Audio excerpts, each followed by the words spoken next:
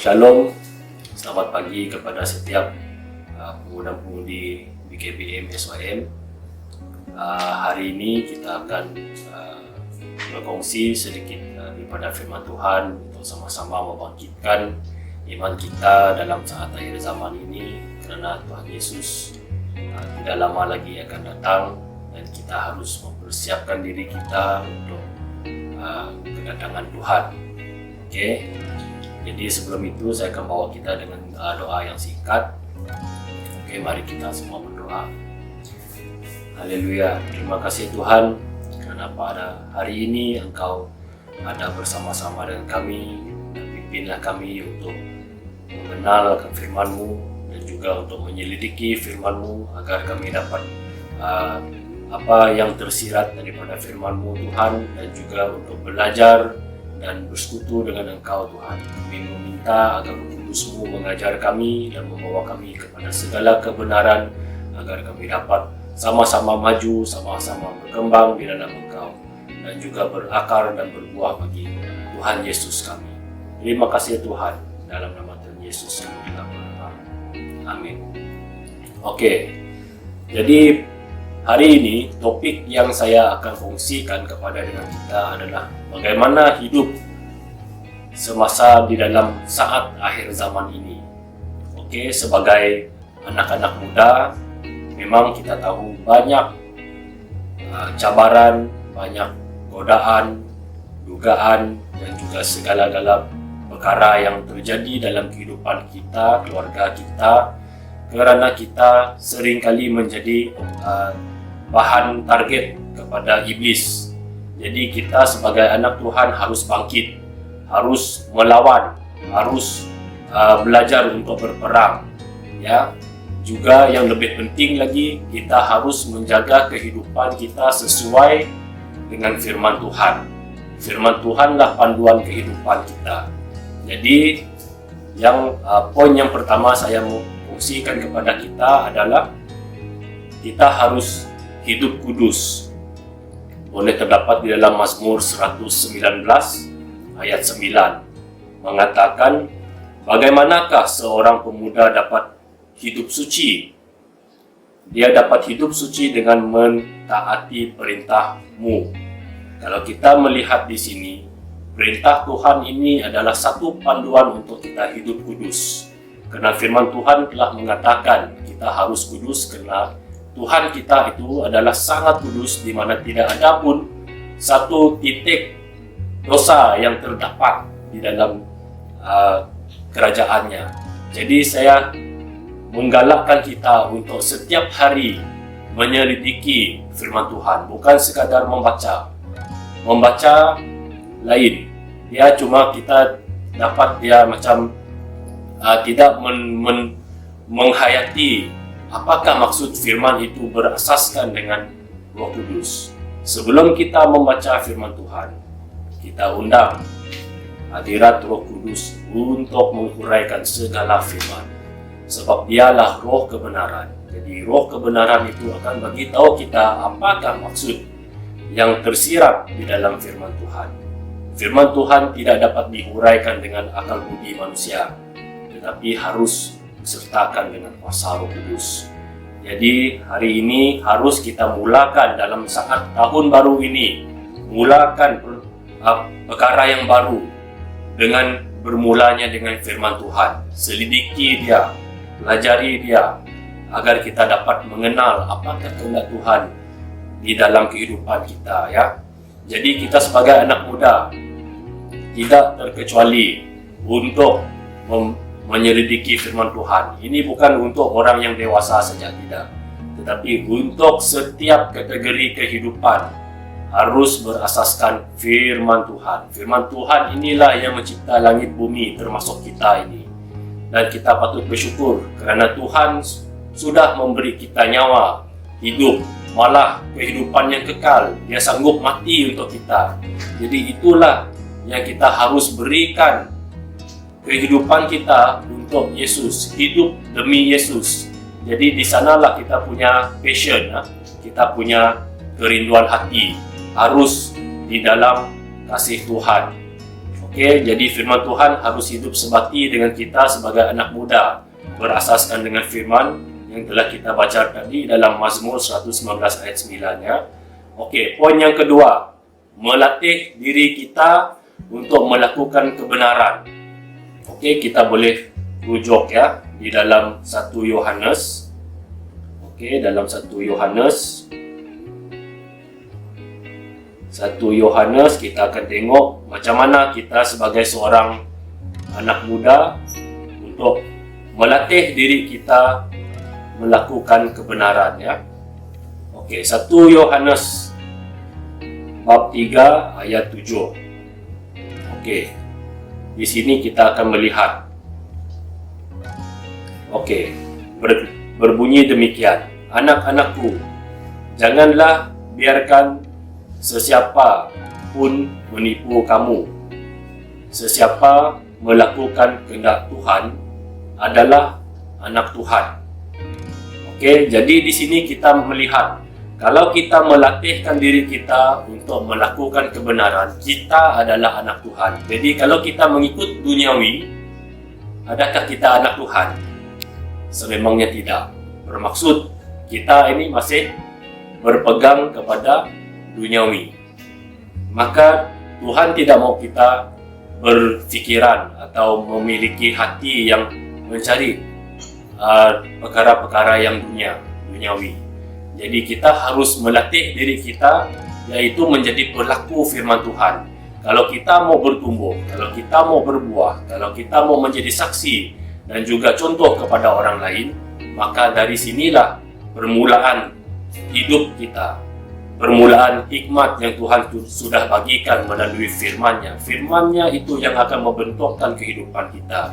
Apa yang kita susah untuk buangkan selama ini, kita perlu melatih diri kita berasaskan dengan firman Tuhan. Firman Tuhan itu nanti akan mengubah hati kita, dia akan adjust. Walaupun kita muda, kita pikir mungkin dia susah, apalagi mau cakap tentang tabiat. Tetapi kalau kita menunjukkan pandangan kita kepada firman Tuhan, dia akan adjust kita punya hati dan pikiran kita. Disinilah pentingnya mengapa kita sebagai anak muda memerlukan firman Tuhan. Kerana firman Tuhan ini yang memberikan kehidupan kepada hidup kita. Kita kena ingat, firman Tuhan adalah lebih tajam daripada mata pedang dua. Okay, jadi dari sini kita dapat melihat macam mana Tuhan menilai kita di dalam hati kita. Jadi pastikan setiap perbuatan kita bukannya jerami, tetapi menghasilkan emas yang murni. Di sinilah yang Tuhan mau kita menjadi berhasil. Okey, poin yang ketiga adalah perbuatan kebenaran adalah pakaian kudus kita. Di mana kita boleh melihat ini adalah di dalam Wahyu. Okey, di dalam Wahyu 19 kita tengok di dalam ayat 8. Okey, ayat 8 berbunyi begini.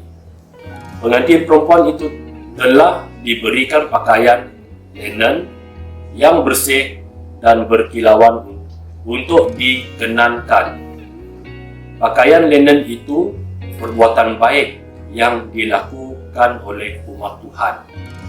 Okey, perbuatan baik yang dimaksudkan di sini bukanlah perbuatan baik yang kita memberi orang kebajikan. Itu memang baiklah, tetapi yang dimaksudkan di sini adalah melakukan firman Tuhan itu sendiri. Firman Tuhan yang kita sudah dengar selama ini adalah satu jalan untuk kita mendapat pakaian linen itu tadi, dan dia bersih dan berkilauan. Jika kita berbuat dosa, maka pakaian linen kita itu ada kotoran. Di sini kita belajar.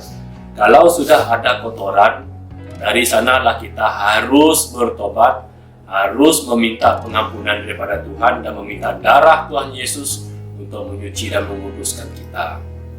Okey, jadi di sini sangat penting. Kalau kita mau masuk kerajaan Tuhan dalam saat akhir zaman ini, kita harus menjaga kekudusan kehidupan kita, agar hidup kita adalah berkenan di mata Tuhan. Semua orang dipanggil ya mengikut dalam firman Tuhan. Banyak yang dipanggil, tetapi sedikit yang diperkenankan. Jadi saya mau bawa kita untuk diperkenankan oleh Tuhan sesuai dengan firman Tuhan. Oke. Dan poin yang keempat, hidup tidak bergaul dengan duniawi. Oke, kita boleh lihat di dalam 1 Korintus bab 15 ayat 33. Oke, ayat 33 berbunyi begini. Janganlah kamu tertipu. Persahabatan yang buruk merosakkan akhlak baik. Jadi di sini kita dapat melihat jika kita kerap dengan duniawi, kita boleh rosak. Kalau dalam bahasa English, corrupted, rosak. Jadi kita tidak mau rosak. Kita harus terus berjalan dengan Tuhan supaya kita tidak rosak. Oke, sebab itu kita tidak boleh bercampur. Sekejap duniawi, sekejap kita hari Ahad baru kita cari Tuhan. Sekejap lagi duniawi, Isnin sampai hari Jumaat duniawi, Sabtu kita pun masih 50-50, baru hari Ahad baru kita jadi kudus. Itu memang tidak dapat. Hidup kita senantiasa setiap hari harus kudus untuk menerima kebaikan firman Tuhan ini yang mengubah kehidupan kita. Dalam English dipanggil transformation. We need to transform, perbaharui hati kita dan pikiran kita setiap hari. Oke, jadi untuk masuk kerajaan Tuhan, kita harus menjadi pelaku firman Tuhan, bukan sekadar pendengar sahaja. Oke. Dan yang terakhir, dalam saat akhir zaman ini adalah berjaga-jagalah dan berdoalah. Kita boleh lihat di dalam Matius bab 24 ayat 42. Jadi dalam teks ini, ayat ini mengatakan demikian. Berjaga-jagalah karena kamu tidak mengetahui waktunya Tuhan kamu akan datang. Saat ini Tuhan sedang menyediakan setiap gerejanya untuk kedatangannya. Jadi kita harus persiapkan hati kita. Kita kena ingat, ada 5 gadis yang bijaksana dan yang bodoh. Kita harus ada minyak ekstra untuk menunggu saat ketibaan Tuhan. Minyak ekstra itu adalah firman Tuhan. Setiap hari kita kena diisi dengan firman Tuhan. Dan apabila Roh Kudus terus memimpin kehidupan kita, di sanalah kita terus berapi-api marah untuk Tuhan. Dimanapun kita berada, walaupun masa PKP ini, jangan kita putus harapan. Jangan kita dibutakan oleh segala belenggu kehidupan, dugaan, ataupun masalah keluarga, masalah sekolah, masalah pribadi, masalah perhubungan. Kita harus mengutamakan firman ini, kerana firman ini akan memberikan kita panduan kehidupan di dalam kemenangan. Jadi kalau kita mau menang, kita harus mengutamakan Tuhan. Kemenangan hanya ditemui di dalam Tuhan Yesus. Sebab apa? Kita harus hidup dengan firman Tuhan. Firman Tuhan itu sendirilah Yesus Kristus pribadi dia. Untuk mengenal Tuhan Yesus adalah untuk menyelidiki firman Tuhan. Lakukan perhubungan kita lebih intim dengan Tuhan, supaya apapun yang kita lakukan akan berhasil, dan kita juga dapat menjadi teladan kepada kawan-kawan kita. Maka dengan itu orang akan dapat melihat bahwa ada sesuatu yang berbeza tentang pribadi kita. Oke, jadi sampai di sini saja yang saya mau kongsikan kepada kita.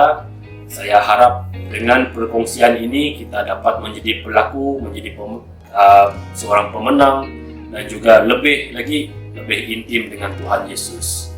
Oke, sebelum saya tutup, saya akan bawa kita dalam doa yang pendek agar kita dapat huraian daripada Roh Kudus. Mari kita berdoa.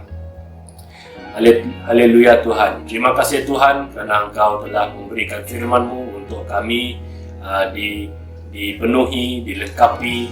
Dan Tuhan, agar firman yang telah kami dengar, oh Tuhan, Engkau yang uraikan melalui Roh Kudus-Mu.